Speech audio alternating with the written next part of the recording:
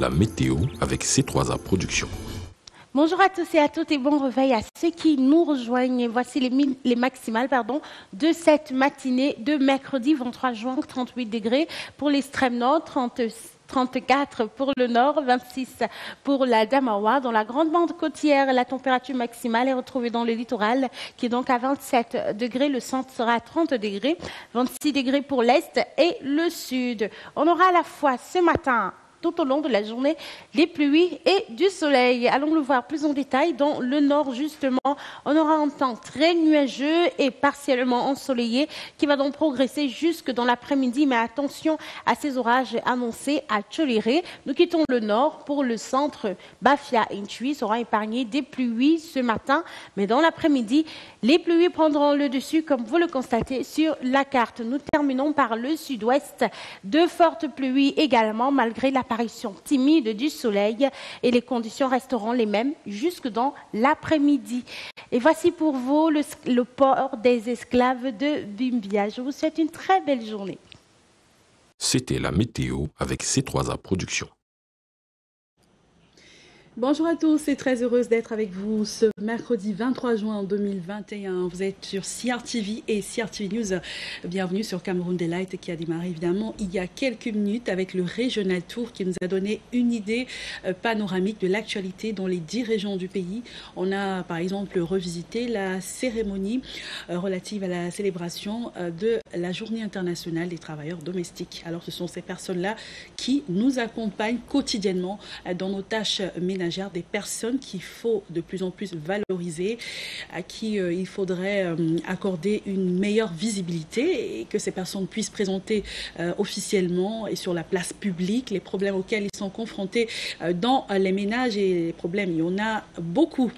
On a parlé de cette journée, mais on va parler d'une autre journée. Il s'agit de la journée internationale olympique qui est organisée aujourd'hui sous la houlette du comité national olympique.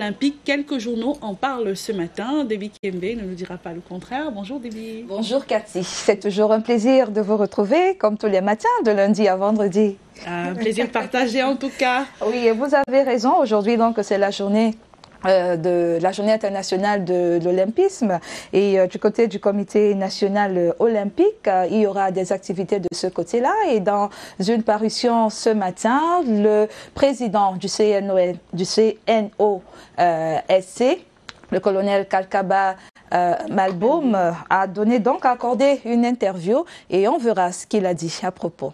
On parlera également d'économie dans les journaux avec la relance post-Covid par la Banque africaine du développement. Est-ce qu'il faut y penser déjà 2 ans que le Covid a mis pratiquement tout en arrêt. Il faudrait donc voir maintenant comment pouvoir relancer l'économie. Et dès ce mercredi et ce jusqu'à vendredi prochain, les gouverneurs de la Banque africaine de développement vont plancher sur la question. Voilà, d'autres informations à suivre dans la revue de presse en français et c'est maintenant.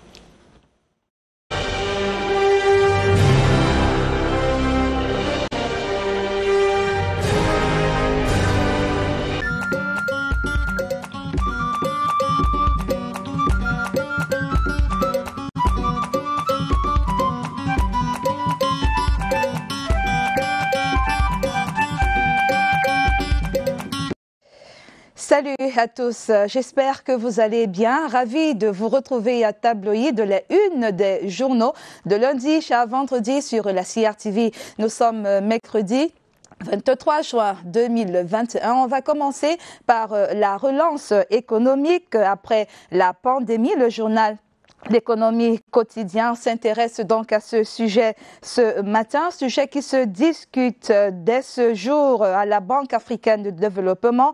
Les gouverneurs de la BAD y réfléchissent par visioconférence.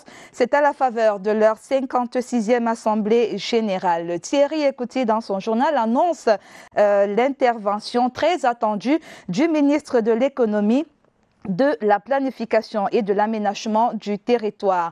Alamine Ousmane Mey, en vitrine ce matin du côté de Mutation. Alamine Ousmane met donc en vitrine à Mutation et ce mariage forcé entre la SND 30 et l'ajustement structurel. Sur 2 pages ce matin, le quotidien Mutation fait lire les pistes de cohabitation entre la stratégie nationale de développement et le nouveau programme avec le FMI.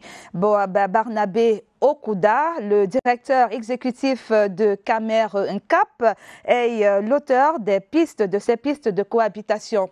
Appuyant donc cette étude du CAMERCAP, l'hebdomadaire Expression économique à présent, Expression économique écrit dans ses colonnes que ces pistes peuvent booster la stratégie 2020-2030 à condition que les autorités du pays et les populations camerounaises s'investissent avec foi et ardeur à assurer la réalisation des 10 cibles de l'objectif de développement durable. Le sujet est également proposé dans les colonnes du journal Le Repère. Repère ce matin, repère que le programme d'ajustement structurel hypothèque la SND 30. Le journal attire cependant notre attention également à la page 12, autant pour moi, sur le VIH-Sida, vous le voyez. Un petit encadré, on n'entend plus parler de cette autre pandémie depuis bientôt 2 ans maintenant. Cette pandémie à VIH tue pourtant encore parmi nous et continue à faire des ravages. Repère signe que 23 000 jeunes femmes décèdent chaque année des suites de VIH-Sida. Le coronavirus est depuis 2 ans, on le disait, en vedette. Et voici Couloir d'Afrique ce matin qui barre sa une sur le vaccin contre le Covid-19. Couloir d'Afrique parle du piège dans lequel sont tombés Manaouda Malachi et Fanuel Abimana. Selon le journal, c'était au cours du point de presse conjoint MINCOM-MINSanté pour le bilan à mi-parcours des opérations de vaccination contre la pandémie Covid-19 au Cameroun. À lire sur 2 pages de Couloir d'Afrique, les révélations faites ce jour-là. Loin des spéculations, cette fois-ci, c'est le quotidien Éco-Santé qui était hier du côté de l'hôpital central de Yaoundé. Le journal de Joseph Mbengboum a assisté à la réception d'un scanner flambant neuf de 64 barrettes et de 128 pouces.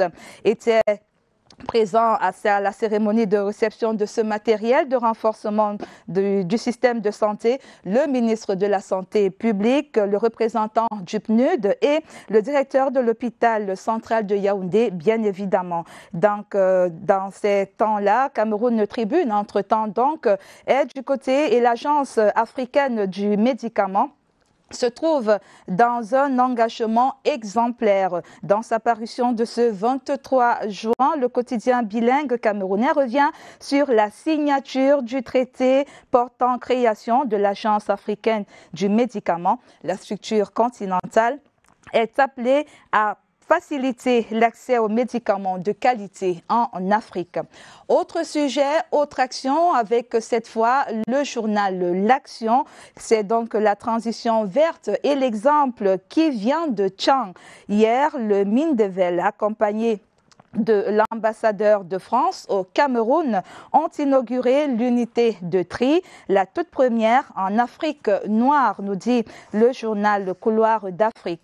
Cette unité de tri est une solution pour révolutionner la production de l'agriculture biologique dans les communes camerounaises. Et l'œil du Sahel qui saute sur l'occasion pour faire entendre la voix des communes du Grand Nord sur les projets agricoles où le fantôme de la Sodéblé hante Wassandé. Guibaï Gatama veut faire savoir ainsi que le projet est en péril.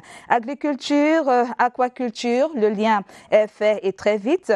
par le biais du quotidien Émergence de ce matin. Émergence titre donc sur ce mercredi sur la pisciculture et croit savoir que le Cameroun veut faire de nouveaux patrons de poissons. Objectif, limiter les importations qui se chiffrent à 100 milliards de francs CFA par an. Intéressé, eh bien, retrouvez la page 5 du quotidien Émergence et entrez dans le train de la pisciculture. Entre-temps, nous attendons le prochain train côté transport ferroviaire ce matin. C'est Génération Libre qui nous y conduit d'ailleurs.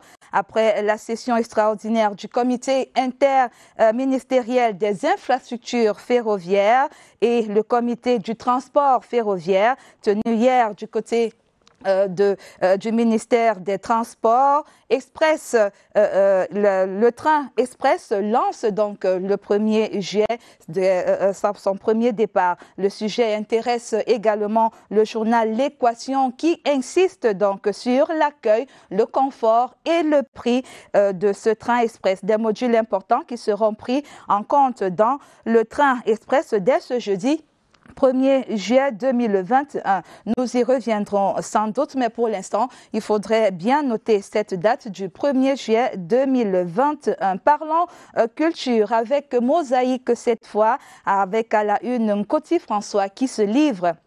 À l'occasion de ses 50 ans de carrière, l'artiste musicien à cœur ouvert revient sur son parcours dans un livre autobiographique dans son numéro 96 du journal Mosaïque. Mosaïque consacre donc 2 pages à celui qu'on appelle très affectueusement Desto Peller. En sport, le mouvement olympique est en fait ce 23 juin. Un rappel de Réalité Plus pour l'occasion.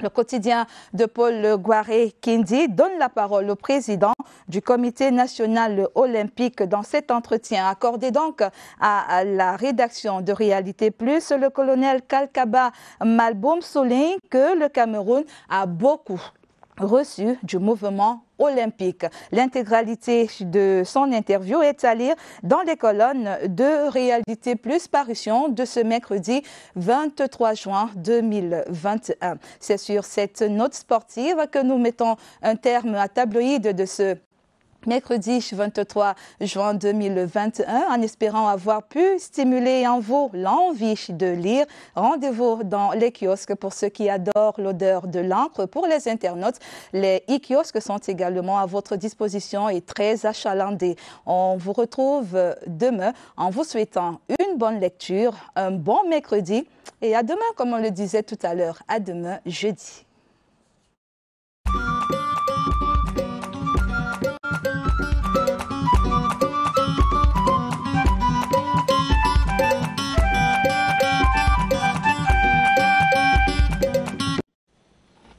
Merci beaucoup, Debbie Kembe, pour toutes ces informations. On va vous retrouver demain avec le même plaisir. Avant de poursuivre ce programme, on marque une pause pour l'agenda de la journée.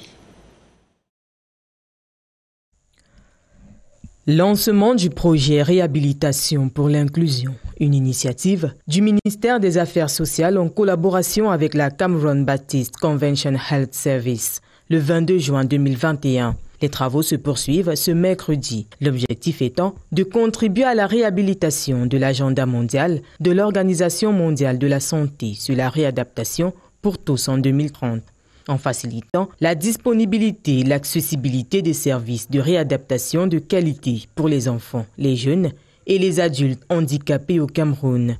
Le gouverneur de la région du littoral préside ce 23 juin 2021 dès 9h précises la cérémonie de lancement du projet d'élaboration d'un indicateur composite de l'activité économique en zone CEMAC. Ce mercredi est journée olympique mondiale et pour marquer le coup, la Cameroun National Pierre de Coubertin Committee organise à Yaoundé des activités commémoratives à cette journée olympique. Le Cameroun se joint au reste de la communauté internationale pour commémorer ce 23 juin 2021 la Journée internationale des veuves.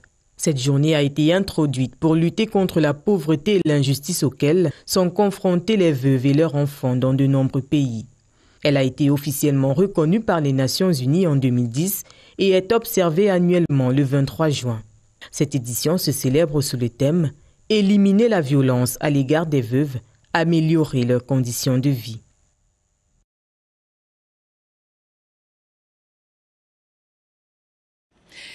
Voilà, ce 23 juin est donc consacré à la journée internationale des veuves. Nous avons tous dans nos familles respectives des femmes qui ont perdu leur mari et qui vivent des situations véritablement difficiles. Cette journée est donc consacrée à cette catégorie de personnes qui sont généralement dans l'ombre parce qu'elles n'osent pas parler face aux problèmes auxquels elles sont confrontées quotidiennement. Dans le monde, il existe au moins 258 millions de veuves.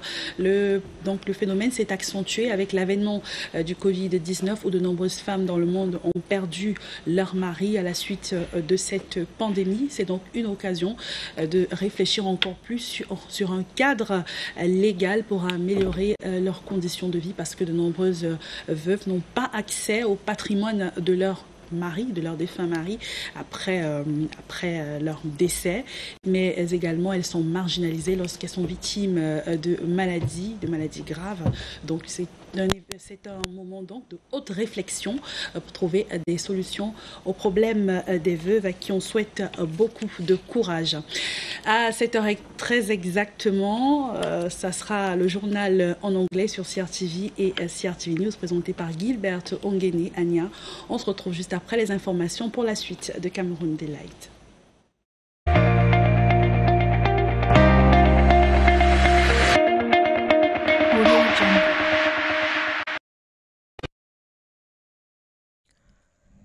Lancement du projet Réhabilitation pour l'inclusion, une initiative du ministère des Affaires sociales en collaboration avec la Cameroun Baptist Convention Health Service, le 22 juin 2021. Les travaux se poursuivent ce mercredi, l'objectif étant de contribuer à la réhabilitation de l'agenda mondial de l'Organisation mondiale de la santé sur la réadaptation pour tous en 2030. En facilitant la disponibilité et l'accessibilité des services de réadaptation de qualité pour les enfants, les jeunes et les adultes handicapés au Cameroun. Le gouverneur de la région du littoral préside ce 23 juin 2021 dès 9h précises la cérémonie de lancement du projet d'élaboration d'un indicateur composite de l'activité économique en zone CEMAC. Ce mercredi est journée olympique mondiale et pour marquer le coup, la Cameroun National Pierre de Coubertin Committee organise à Yaoundé des activités commémoratives à cette journée olympique. Le Cameroun se joint au reste de la communauté internationale pour commémorer ce 23 juin 2021 la Journée internationale des veuves. Cette journée a été introduite pour lutter contre la pauvreté et l'injustice auxquelles sont confrontés les veuves et leurs enfants dans de nombreux pays. Elle a été officiellement reconnue par les Nations Unies en 2010 et est observée annuellement le 23 juin. Cette édition se célèbre sous le thème « Éliminer la violence à l'égard des veuves, améliorer leurs conditions de vie ». Voilà, et toujours dans l'agenda, cette fois-ci de demain, il y a l'association des jeunes communicateurs qui va procéder à une remise de dons d'oxygène au centre des urgences. Et dans cette édition de Cameroun Delight, nous allons recevoir la présidente de cette association, Elodie Nyangono, qui viendra nous parler de cette opération. Mais tout d'abord, on va prendre les informations de nos quotidiens ce matin à la revue de presse en anglais présentée par Rita Macan dans un instant.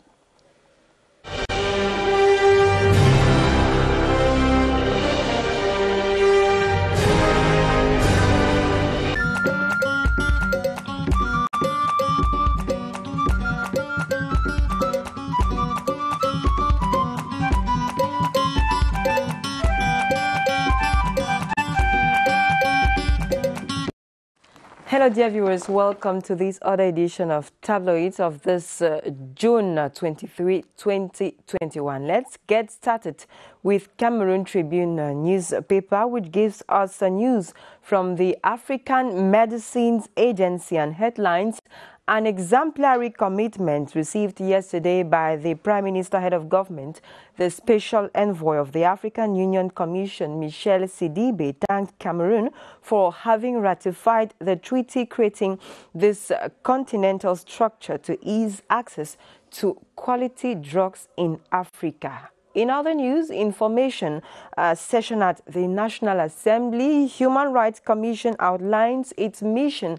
According to L'Action News paper, members of the Constitutional Laws Committee have gained more insight in the dealing of Cameroon's Human Rights Commission with the latter and the former appreciating this platform. Let's have latest development on the story of kidnapped divisional delegates in Dian. The Guardian Post newspaper today says government maintains provocative silence. According to the Guardian Post newspaper, 1 week after the kidnapping of some 6 divisional delegates in Dian, southwest region of the country by separatist fighters, the government is yet to make any official statement on the issue, promoting many to question the regime's sincerity in claiming to protect the lives of citizens in general and civil servants in particular. The Guardian Post further reports that state employees have been saying it is despicable that over 1 week after the adoptions, authorities have neither reacted nor taken any actions to secure their release. Details of the story on this edition of the Guardian Post newspaper. Let's now talk about the structural adjustment and the National Development Strategy Plan by 2030. Mutation Daily qualifies this too as forced marriage, according to Mutation newspaper in a note signed by the Executive Director of CAMERCAP. Barnabé Okuda proposes cohabitation ways between the National Development Strategy and the new program with the International Monetary Fund. On the other hand, Expression Économique newspaper reviews the study made by the CAMERCAP on these ways to boost the 2020-2023 National Development Strategy. According to the weekly newspaper, the Executive Director of the Center for Analysis and Research on Economic and Social Policies, CAMERCAP, has recently published an analysis on the implementation on January 1, 2020 of the National Development Strategy. The paper adds that the strategy could be successful if authorities of the country and the populations take the commitment to assure the achievement of 10 targets of the Sustainable Development Objectives. L'Economie newspaper today got interest on the post-COVID-19 situation and headlines. Governors of the African Development Bank are reflecting on the economic reforms the governors will, as from today, June 23 till June 25th, 2021, take part in their 50th assembly via video conferencing. An expected intervention will be that of the Minister of the Economy, Planning and Regional Development, Alamine Ousmane May. Let's now talk about public finance with Echo Matin newspaper, which echoes Louis-Paul Motaze's explanation on Eurobonds, public debt and COVID-19 gate. According to the paper, Cameroon last week engaged in Paris on operations to refund its Eurobond. According to the Minister of Finance, Louis-Paul Motaze, it is not a loan and does not represent a risk for the debt rate of the country, which is already backed up, even though the efficiency of this debt needs to be ameliorated. On the audit of the management of COVID-19 funds, Louis-Paul Motaze advises everyone to wait for the results of the audit bench of the Supreme Court, which will be available, according to him, this week. Reinforcing the health sector, the health system in Cameroon. Eco Santé today tells us that the Yaoundé Central Hospital now has a brand new computerized tomography scanner, according to the daily news paper Eco Santé. The Minister of Public Health, accompanied by the representative of the United Nations Development Programme and the Director General of the Yaoundé Central Hospital, yesterday, June 22, received the high-tech equipment of 64 bars and 128 inches. Details of the story on today's edition of Eco Santé newspaper. Let's now talk about culture. Prospective Nouvelle reports that 112 million francs CFA have been distributed to 150 artists, according to the paper. The action coincides with World Music Day, and during this celebration last June 21, the Minister of Arts and Culture, Pierre Ismaël Bidoum Pat, lauded the resilience of Cameroonian musicians during this period marked by the COVID-19 pandemic. Beneficiaries of the 112 million francs CFA are already receiving the money transferred in their various bank accounts.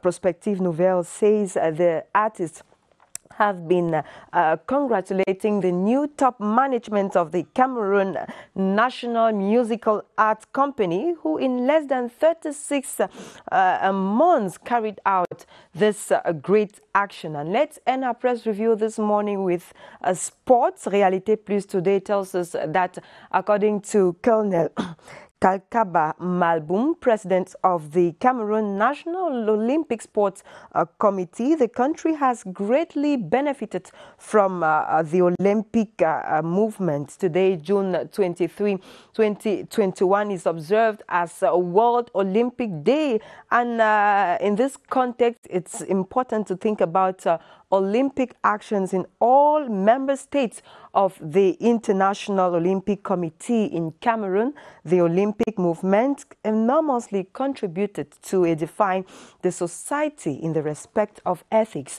and fair play. This is part of the interview granted by Colonel Kalkaba Malboum to the newsroom of Réalité Plus. So, catch the whole interview of the president of the Cameroon National Olympic Sports Committee on today's edition of Réalité Plus. And that does it for today's edition of your daily press review.